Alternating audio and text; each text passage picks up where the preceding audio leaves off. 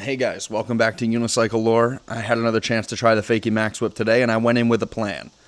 I diagnosed that a big part of the problem was it was taking me too long to commit, so I thought, you know what, I'll do a couple tries into grass, and I'll commit early, and then I can have a session. But then I had this loose pedal, and when I went to tighten it up, you can see the wrench just kept spinning and spinning and spinning. And so the problem went from being that I couldn't commit early enough in the session to being that my crank was stripped. And so it's the end of summer. I'm going back to work literally tomorrow. And I just decided to go for it anyway. These are double hole cranks. So these, at the time, I thought my pedals were at the 135 millimeter length. And I was like, okay, if the pedal falls out during the session, I'll just move the pedal down into the 125 millimeter spot on the crank.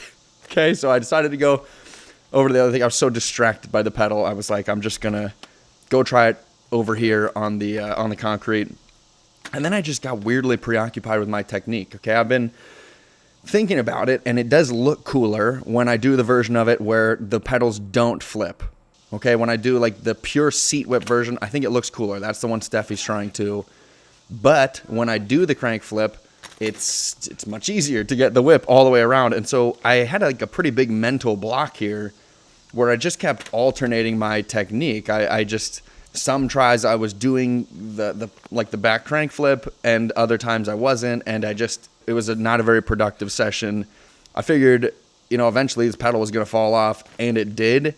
And then when I went to switch it, I realized that I was actually riding them at the length of 130 millimeters, and that the other hole was at 110 millimeters, which is a crank length I'm completely unfamiliar with. I've never ridden 110s. I know it's kind of all the rage now with younger riders, but I'm not into it. So I decided to give it a go, but my confidence was just dwindling at this point.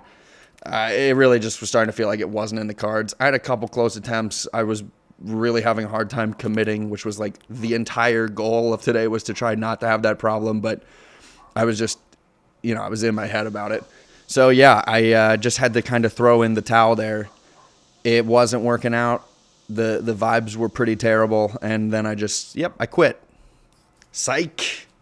It's not really in my nature to give up. I don't know if you guys could tell, but I kind of just like to I grind them out. When I want to land a trick, I just keep going. So I did take a break. I took my family for ice cream, and I switched back to the trials wheel. I was thinking about it. I don't really like the feeling of the flat wheel for this. I found a pair of 125 millimeter cranks in my drawer. Mad for One cranks. I found them in there. I didn't know I had these, so I found them. I slapped them on there, and I was pretty fired up. I was thinking, I'm in business here. And then as soon as I stepped on the unicycle, I remembered the reason they ended up in the drawer was because they had the exact same problem. These cranks also were stripped. The left pedal was stripped. And so I was just like, all right, well, got to work with what I got here. This is my last pair of cranks.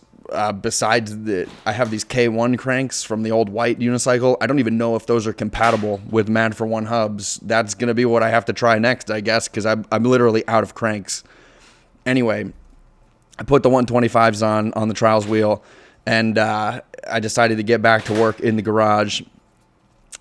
And you know what? I was having a better time with the committing because here's what was happening, okay?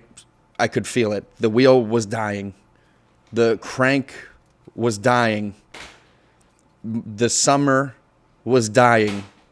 My motivation was dying.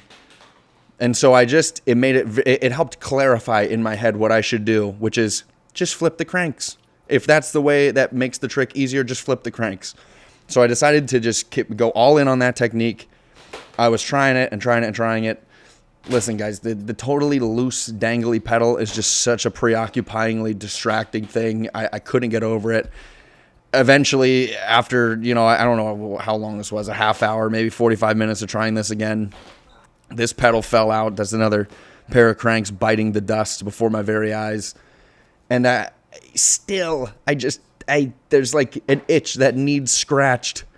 And so there's this awful version of a whip that I tried years and years and years ago, 2012. And somewhat recently, I tried it again in my yard. At the beginning of July, I tried this thing again, this absolute abomination. And I was like, you know what?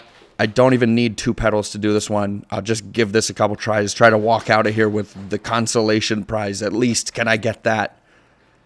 And the short answer is no. I couldn't put it together for this one either, guys.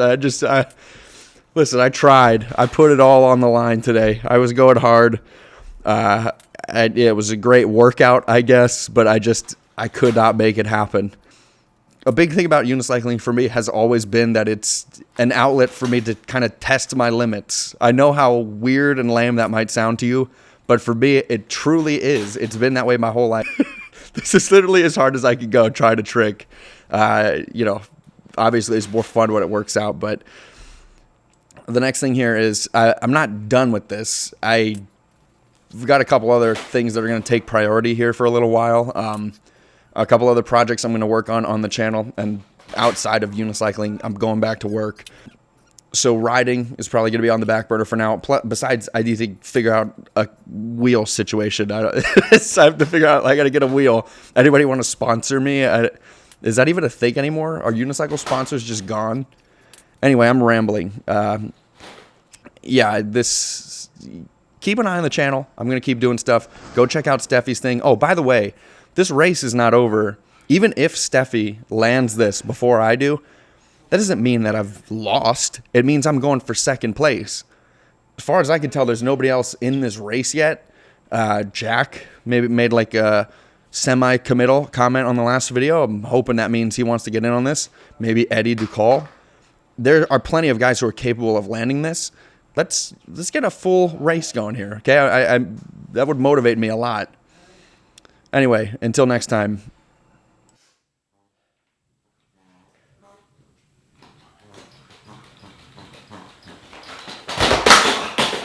That's over.